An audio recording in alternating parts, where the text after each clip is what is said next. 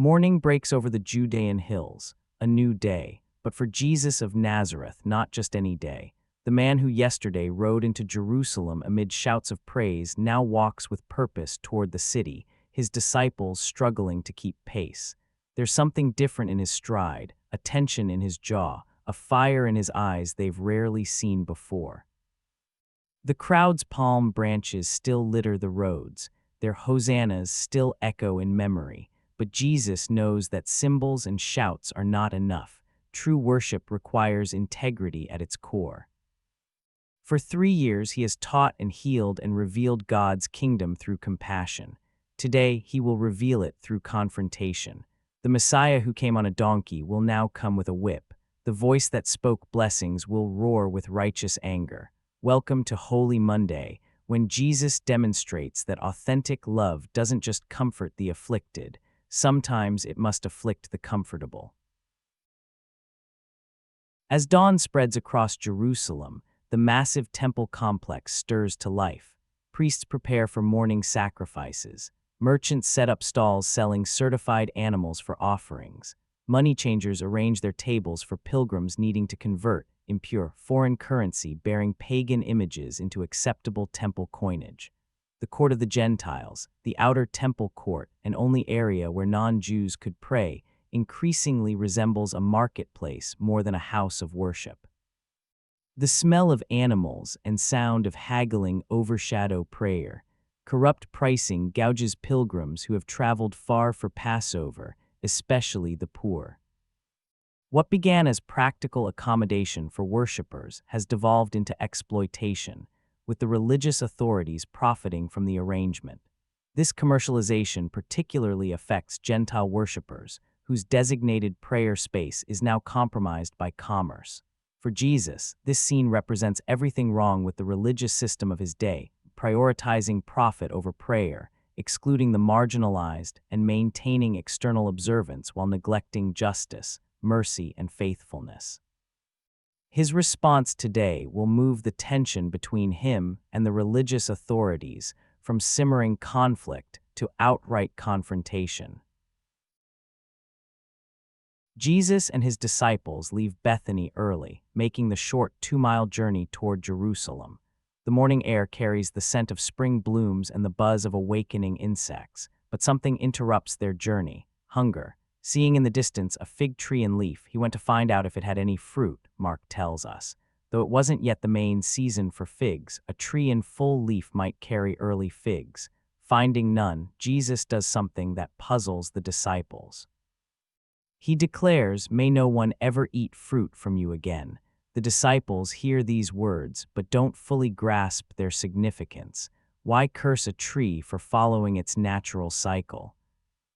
What they don't yet understand is that Jesus is creating a living parable.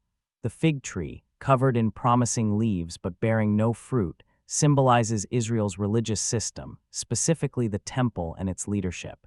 It makes a show of devotion but produces no spiritual fruit. It creates the appearance of life without its substance. This prophetic action connects to God's repeated use of the fig tree as a symbol for Israel in the Hebrew scriptures. In Jeremiah, Hosea, and Joel, fruitless fig trees represent Israel's spiritual barrenness. Even more directly, Jesus' action echoes Micah 7:1-2. What misery is mine! I am like one who gathers summer fruit at the gleaning of the vineyard. There is no cluster of grapes to eat, none of the early figs that I crave. The faithful have been swept from the land, not one upright person remains. The cursing of the fig tree isn't a petulant reaction to disappointed hunger, but a deliberate prophetic sign, the first of two powerful symbolic actions Jesus will perform today. The second awaits at the temple. Arriving at the temple, Jesus pauses at the threshold of the court of the Gentiles. What he sees ignites his righteous indignation. The outer court, meant to be a place of prayer for all nations, has been transformed into a chaotic marketplace. Tables of money changers line the colonnade, charging exorbitant rates to exchange impure foreign coins for temple currency. Merchants sell doves, sheep, and cattle at inflated prices to pilgrims needing sacrificial animals. The noise of commerce drowns out prayer. The smell of animals overwhelms incense. Worst of all, this system exploits the poor and creates barriers to worship, all while enriching the temple authorities who receive a percentage of every transaction. The commercialization particularly affects Gentile worshippers, whose only permitted prayer space is now compromised. Jesus' response is swift and decisive. He fashions a whip from cords.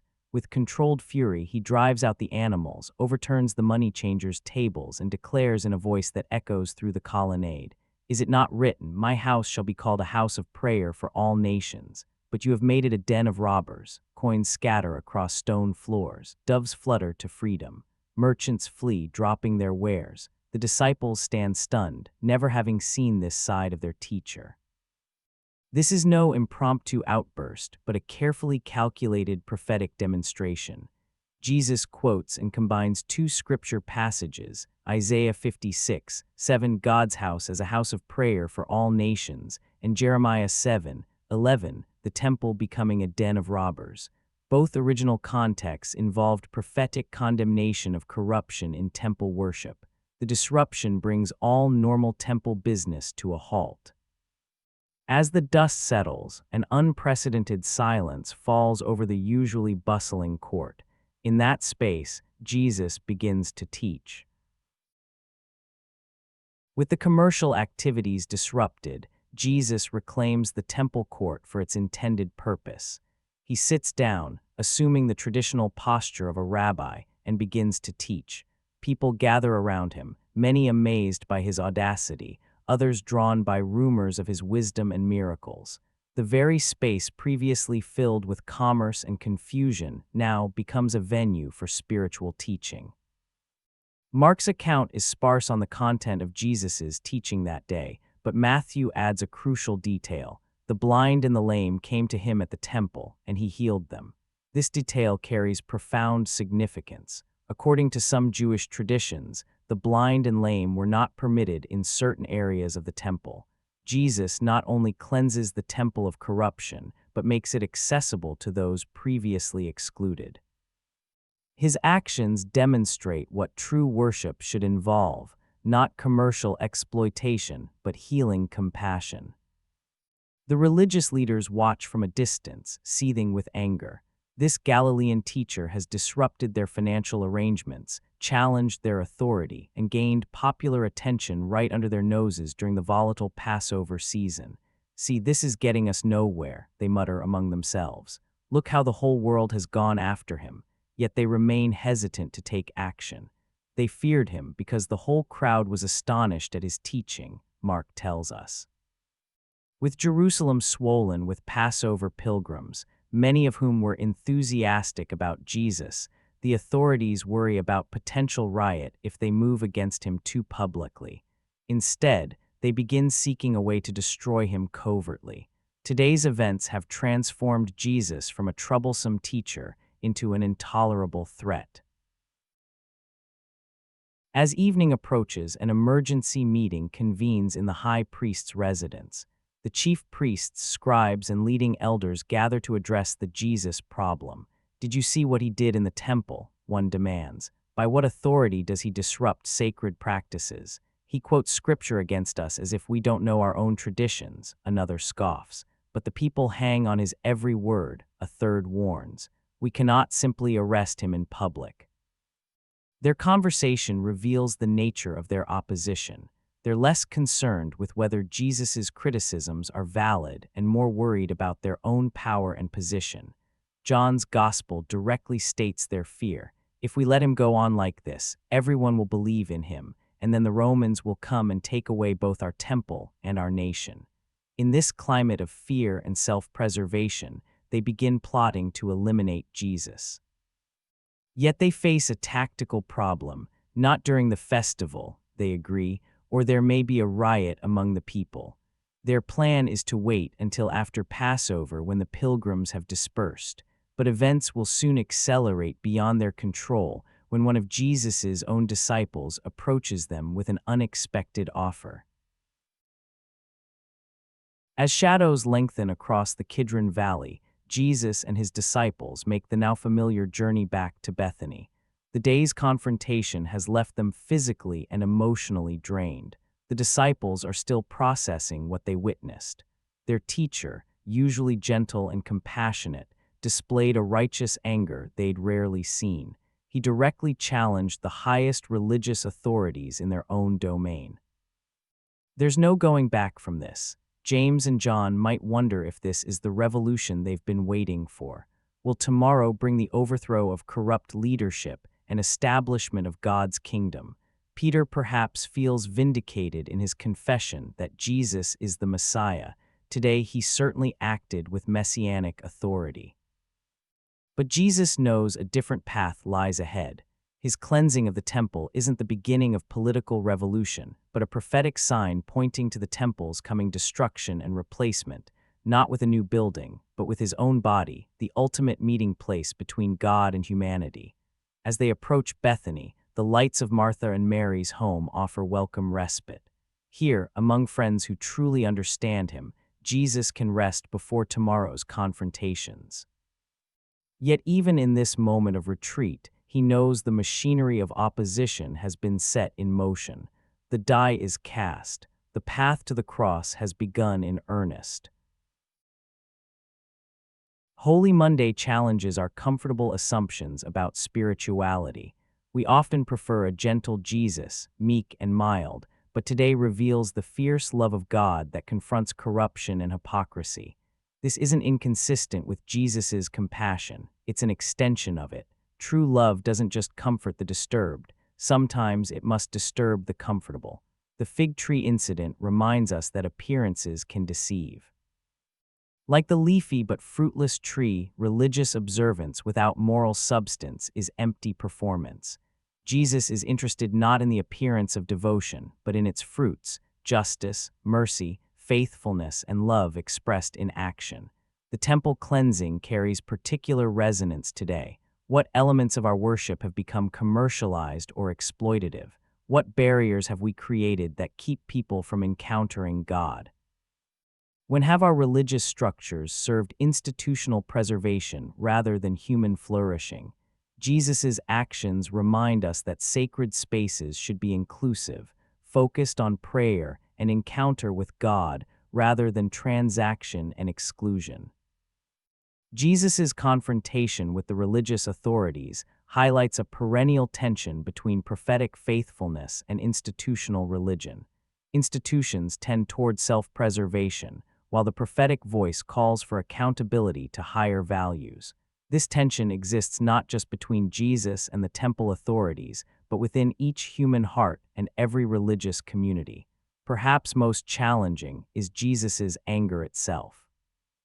We often assume anger is inherently sinful, but Holy Monday reveals the possibility of righteous anger, anger directed not at persons but at injustice, anger that leads not to violence but to restorative action. Jesus' anger is never out of control, never self-serving, never destructive of persons. It's a passionate love for justice that cannot remain passive in the face of exploitation. As night covers Jerusalem, the fig tree that Jesus cursed begins to wither, its leaves curling at the edges. No one witnesses this transformation in darkness, but by morning the change will be unmistakable, just as the conflict between Jesus and the religious authorities has now irrevocably changed. In darkened rooms throughout the city, the chief priests and scribes continue their whispered plotting. The temple merchants count their losses from today's disruption. The pilgrims who witnessed Jesus' actions tell and retell the story in guest houses across Jerusalem. And in Bethany, Jesus prepares his disciples for tomorrow's confrontations. The authorities will not let today's challenge go unanswered. They will come with questions designed to trap and discredit him about authority, taxes, resurrection, commandments. Each question a potential pitfall, but Jesus is ready. Tomorrow will bring not physical confrontation, but intellectual and theological debate of the highest order, as the Son of God faces the best minds of his generation in the very courts of the temple. Join us for Holy Tuesday, when words become weapons and truth itself, stands trial in the most intense public debates of Jesus' ministry. The temple courts still echo with the crash of overturned tables and the flash of righteous anger in Jesus' eyes. Here we turn to Psalm 69, whose words burned in his heart. Zeal for your house consumes me, and the insults of those who insult you fall on me. These ancient words, written centuries before, captured perfectly the fire in Jesus' soul as he confronted the corruption of sacred space. But listen as the psalm continues, foreshadowing the growing opposition. I am scorned by all my enemies and despised by my neighbors. Even my friends are afraid to come near me. In cleansing the temple, Jesus demonstrated that authentic worship requires truth, justice, and integrity. His actions set in motion the opposition that would lead to the cross. Today's psalm challenges us to examine what needs cleansing in our own lives. What tables of compromise or commercialized faith need overturning? Where has zeal for God's house grown cold? But I pray to you, Lord, in the time of your favor, in your great love, O God, answer me with your sure salvation.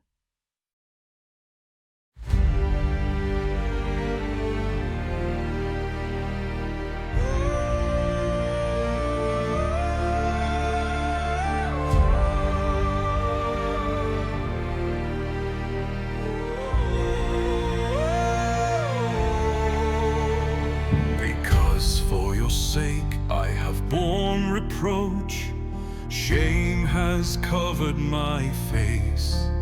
I have become a stranger to my brothers and an alien to my mother's children.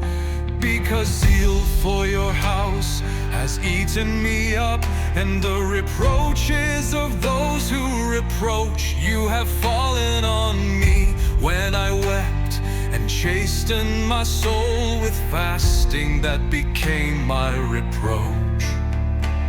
I also made sackcloth my garment. I became a byword to them.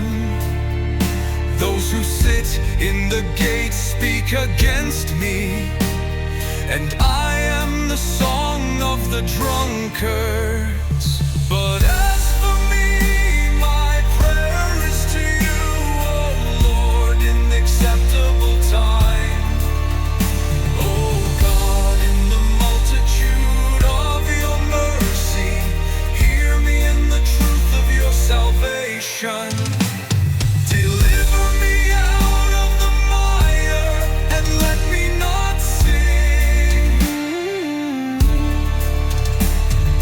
Let me be delivered from those who hate me, and out of the deep waters. Let not the flood water overflow me, nor let the deep swallow me up. And let not the pit shut its mouth on me. Hear me, O Lord, for your loving kindness is good. Turn to me according to the multitude of your tender mercies, and do